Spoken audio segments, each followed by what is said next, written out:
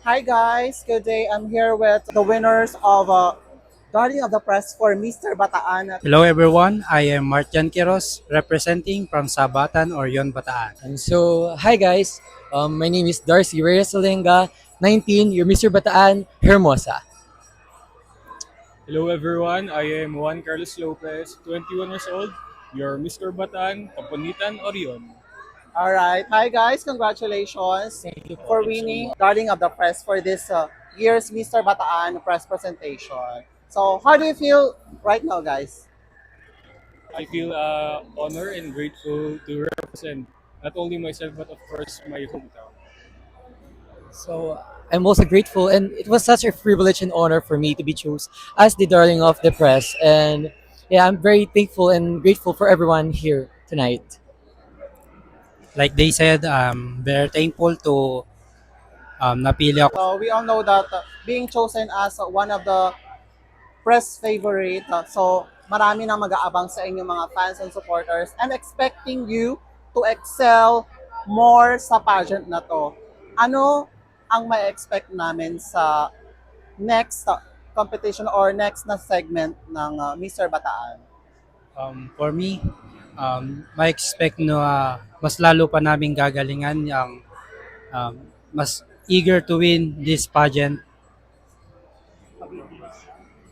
So you can watch me, guys, to be more developed, to be more mature in terms of my looks, my characteristics, my knowledge, and my skills, to be bolder and to be wiser.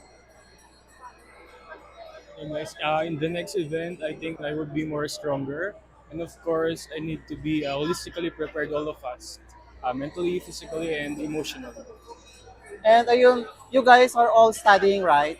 Yes. How will you manage your studies and at the same time you are competing sa Mr. Bataan?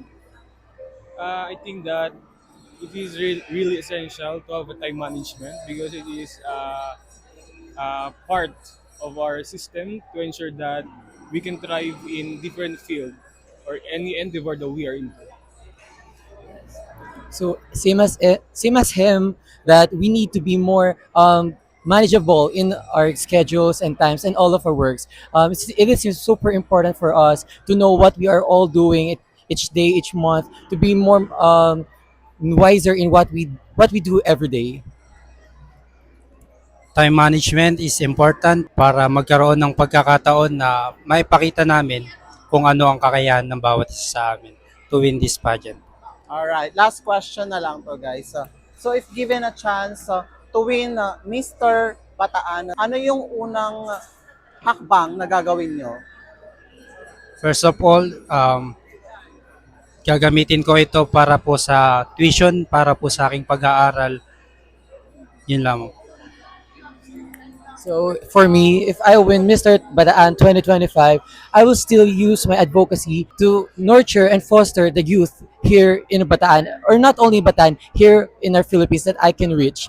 Considering that this is a very prestigious event and pageant in general, I know this will be helpful for me as a winner of Mr. Bataan to foster my advocacy. I think that Mr. Batan is a bigger platform to inspire more people, to touch more lives, and I think to make a positive change in our community.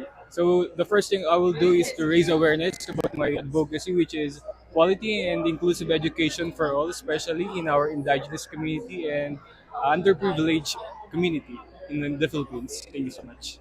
And please invite your fans and supporters to support you on your journey to Mr. Bataan. So hello guys, we're calling out the attention of everyone to support all of us in the upcoming coronation night of Mr. Batan. And I hope you guys support everyone. So yes, I'm also inviting everyone to watch us as we conquer this pageant, and to for us who will win this pageant and all of the remaining crown that will be renowned to us. Hello guys, please support us to our pageant on our coronation night on March 16, 2025. Thank you so much guys and best of luck sa journey sa Mr. Bataan. Thank you so much po.